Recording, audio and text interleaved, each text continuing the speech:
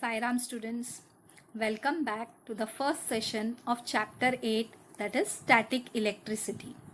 Now children, last year we had seen one experiment related to static electricity. So do you remember that experiment? We had taken a plastic comb or a plastic ruler and we rubbed it on the dry hair, right? And after rubbing it, we took the plastic comb or a ruler towards the small pieces of paper, and what did you see in that experiment? That the pieces of the paper, it gets attracted to the plastic comb or the ruler, right? So what was because the pieces of paper, it got attracted because of the static electricity. Now if we are passing near a polyester curtain again and again, so what will happen? It will get attracted towards us. And the third example is that if we take a blanket and we rub it with our hands and then we take it near a metal object, you will see a spark in the dark, right? So these are the three examples which gives us a glimpse of the electric charge. Glimpse means it gives us a partial view of the electric charge, right? Now what is this electric charge, right? Electric charge, it is present in large quantities, right? But it is always in the hidden state, and that's why we cannot see it. So this electric charge, it is also stored in our bodies also, right? So all the objects, they are made up of very tiny particles, right? Now this electric charge which I told you, it was always present in the hidden state. So why it is present in the hidden state? Because now electric charge, it has got two charges. One is the positive charge and the other is the negative charge, right? So when these two charges, they are balanced, that means they are balanced, so that means the object, it has got no charge on it. But it, for some reason, this charge gets unbalanced, right? So what will happen? Then there will be charge on the object. So these two types of opposite charges, they are present in equal numbers in all the substances, right? So as I told you, when the positive charge and the negative charge, they are balanced, that means the object is neutral. There is no charge on the object, right? So we saw first, children, about the three examples which gives us a partial view of the electric charge. Now as I told you, this electric charge, it is present in our bodies also, right? It is stored in our bodies, and the electric charge, it contains a positive charge as well as negative charge, and all the objects, they are made up of very tiny particles, and this electric charge, it is present in large quantities, but it is always present in the hidden state, right? So why it is present in the hidden state? Because the positive and the negative charge, they are balanced. So whenever they are balanced, we can say that the object has got no charge. But if for some reason this balance get disturbed, then we can say that the object is charged. So these two types of opposite charges, they are present in equal numbers in all the substances. So scientist Benjamin Franklin, he named these electric charges as positive charge and negative charge, right? So now we'll discuss about a experiment, right? Now you have to take a glass rod, right? And then you have to take a silk cloth. Now you are going to rub one end of the glass rod to a silk cloth. Now when you are rubbing the glass rod and against the silk cloth, that means a small amount of charge, it is getting transferred from one object to the other. From one object to the other means from the glass rod, small charge is getting transferred to the silk cloth. Now, since these charges are getting transferred, you can say that both the objects, that is the glass rod and the silk cloth, both are somewhat charged. So now what will you do? You will suspend this glass rod freely in the air with the help of a thread. Now you will take another glass rod and you will rub this one end of the glass rod against the silk cloth, and you will take this glass rod near the suspended glass rod. So what will you see? That the two glass rods, they push each other away, right? Now we'll see about the second experiment. In the second experiment, we are going to take a plastic rod, right? Now this plastic rod, you are going to rub it against a woolen cloth, right? Now after rubbing against the woolen cloth, you will take this plastic rod towards the suspended glass rod. And what will you see? That the two rods, that is the glass rod and the plastic rod, they pull each other away, right? So what we can conclude from the first experiment? We can conclude that the two glass rods, they push each other away because they carry similar charges. Similar charge means either they both carry positive charge or they both carry negative charge. So that's the reason they push each other away. So this property is called as repulsion. Now in the second experiment, we saw that the plastic rod and the glass rod, they pull each other away. So they pull each other away because they carry opposite types of charges. That means one might be carrying positive charge and the other might be carrying negative charge. And this property is called as attraction.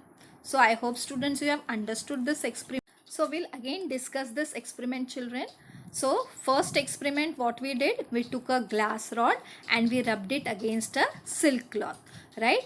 So when they are, both the objects are rubbed against each other, that means a small charge, it is getting transferred from one object to the other object, right? So now what will you do? You will suspend this glass rod freely in the air with a thread. Now you will take another glass rod and rub that end of the one end of the glass rod against the silk cloth, and you will take this glass rod near the suspended glass rod. What happens? The two glass rods, they push each other away. Now you will take a plastic rod and that you will rub against the woolen cloth. Now after rubbing against the woolen cloth, you will take this plastic rod towards the suspended glass rod. Now what will happen? The the glass rod and the plastic rod, they will pull each other away. So from the first experiment, we can say that the two glass rods, they push each other away because they carry similar charge, right? They both carry the similar charge, and that property is called as repulsion. And in the second experiment, we saw that the plastic rod and the glass rod, they pull each other away, right?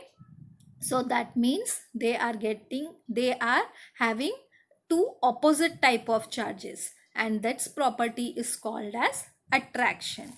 So students, let's move to the next one.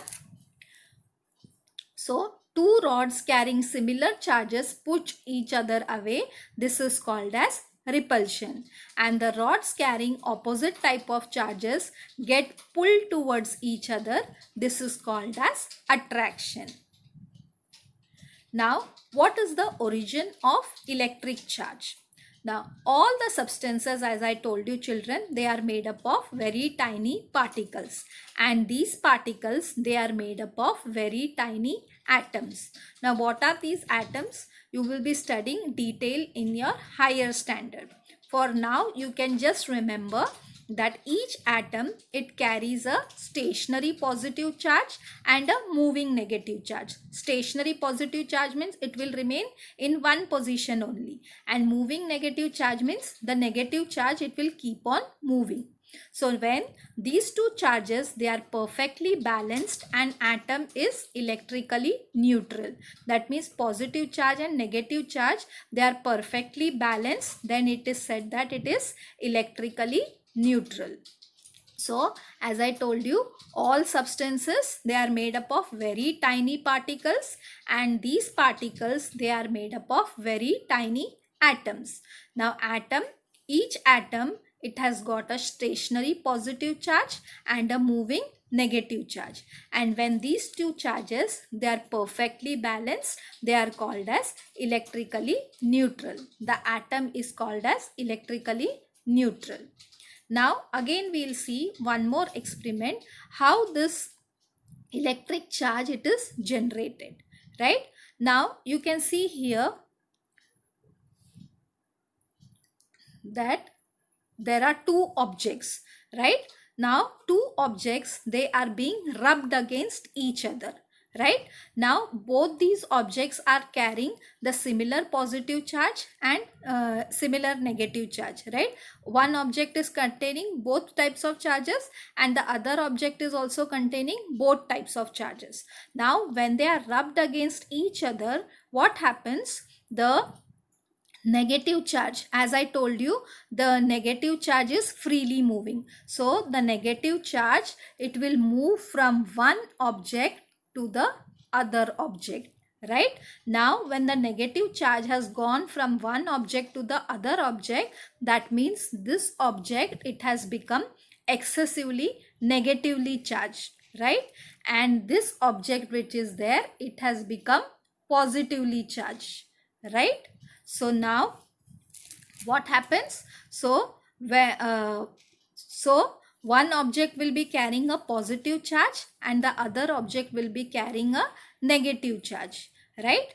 So as I told you children, when two objects, they are rubbed against each other, what happens? The negatively charged particle from one object goes to the other object, right? So the other object, it becomes excessively negatively charged, and the first object from where the negative charge has moved, that becomes positively charged.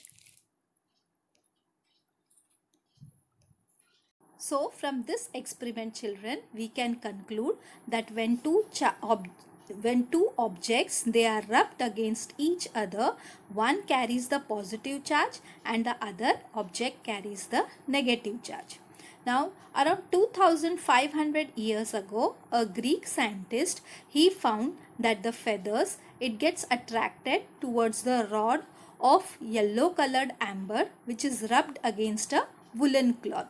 Now amber, it is called as electron in Greek language, right? So this property of amber, of attracting the things, was named as, to attract the things, was named as electricity by Thomas Brown in 1646 AD, right?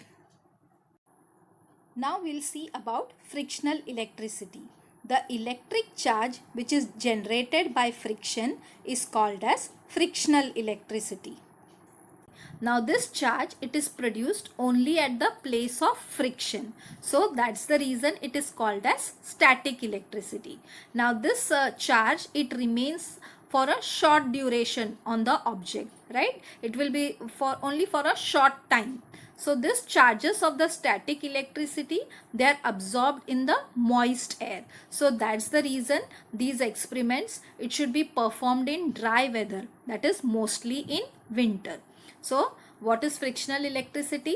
The electricity which is electric charge which is produced by friction, that is called as frictional electricity. Now this charge, it is produced only at the place of friction, and that is why it is called as static electricity.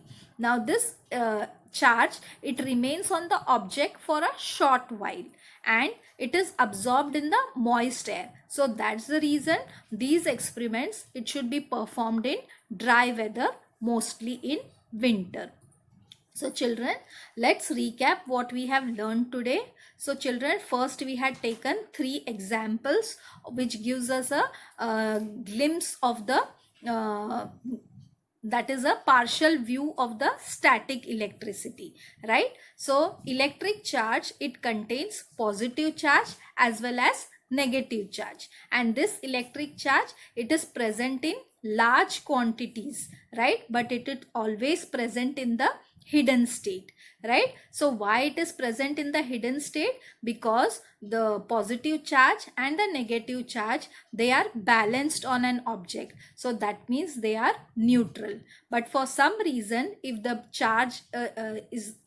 charge is not balanced, then what happens? The object becomes charged. So this electric charge, it is an intrinsic property. That means intrinsic property of the particles. That means it is naturally present in these particles, right? So then children, we discussed about the 2 experiments, right? So the first experiment, we concluded that the 2 rods which carry similar charges, they push each other away, and this property is called as repulsion. And from the second experiment, we concluded that the plastic rod and the glass rod, they carry opposite types of charges, so they pull each other away, and this property is called as attraction.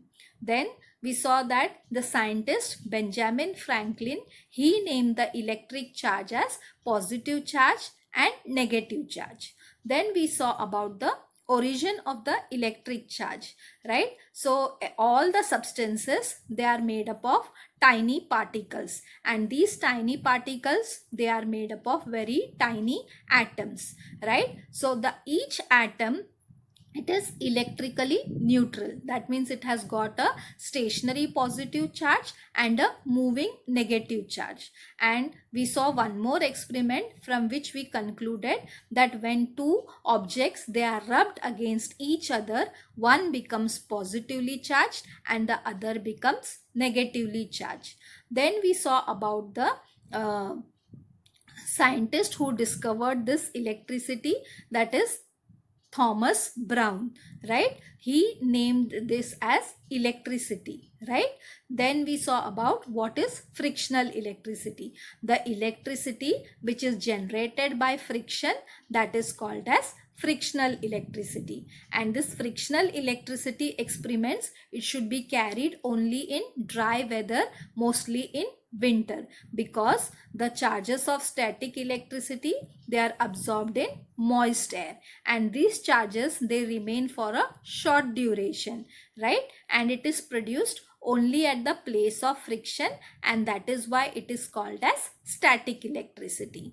So children, we'll see about the next part in the next session. Till then, goodbye.